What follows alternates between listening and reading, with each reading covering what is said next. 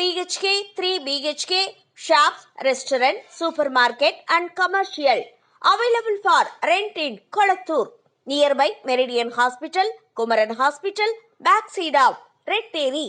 Please contact 9034555554. நடிகை அபிராமி தன்னுடைய cinema அனுபவம் பற்றி நம்மக்கிட்ட பகிர்ந்துக்கிட்டாங்க. என்னன்னா, எனக்கு சினிமா பின்புலம் கிடையாது.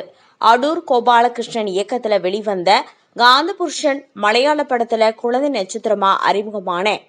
10வது முடித்ததும் மீண்டும் சினிமா வாய்ப்பு வந்துச்சு. வித்தியாசமான அனுபவமாக இருக்கும் என்று தோன்றவே சினிமாவையே நான் செலக்ட் பண்ணிட்டேன். தமிழ், தெலுங்கு, மலையாளம், கன்னடம் என 4 மொழிகளிலுமே நடிச்சிருக்கேன். ஏசியா நைட் சேனல்ல தொகுப்பாளராகவும் இருந்திருக்கேன். ஒரு கட்டத்தில் கரியரில் மாற்றம் தேவைப்படவே அமெரிக்காவுக்கு படிக்க போனேன். பிறகு அங்கேயே வேலைக்கும் போயிட்டேன். விஸ்வரூபம் படத்துல பூஜாவுக்கு டப்பிங் கொடுக்க கமல் சார் என்னை அழைச்சாரு. மீண்டும் சினிமாவுக்கு வந்துட்டேன்.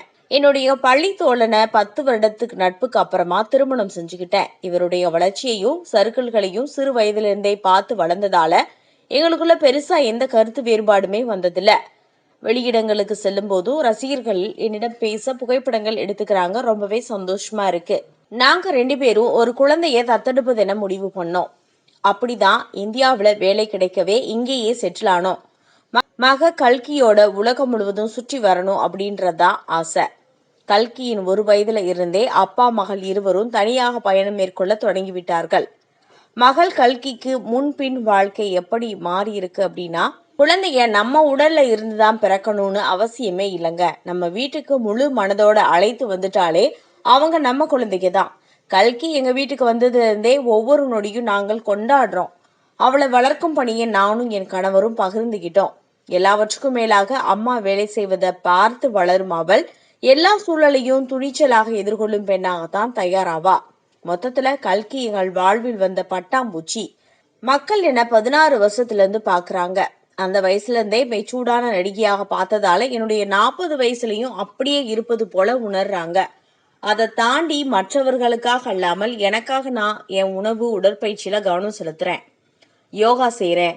சின்ன சின்ன விஷயங்களையும் என்னை மகிழ்ச்சியா வச்சுக்கிறேன். அது தோற்றத்துல பிரதிபலிக்குது. வாழ்க்கையின் ஒவ்வொரு தருணத்திலையும் அது தோற்றத்துல பிரதிபலிக்குது. உன்னை சுற்றி இருக்கும் எல்லா ஸ்டீரியோ டைப்பையும் உடைத்து வெளியே வந்து வாழ பழகு அப்படின்னு அப்பா எனக்கு கத்து கொடுத்திருக்காரு. அதனால என் மனசுல சரி எனப்படுற முடிவுகளை நான் எடுக்க ஆரம்பிச்சேன். எடுத்த முடிவுல உறுதியா நிக்கிறேன். என்னை பொறுத்தவரை முடிவு தவறானாலும் அது தோல்வி இல்ல, பாடம் தான் அப்படின்னு நான் எடுத்துக்குவேன். எனக்காக நான் நிற்பத சுயமரியாதையின் வெளிப்பாடாகவே நான் பாக்குறேன்.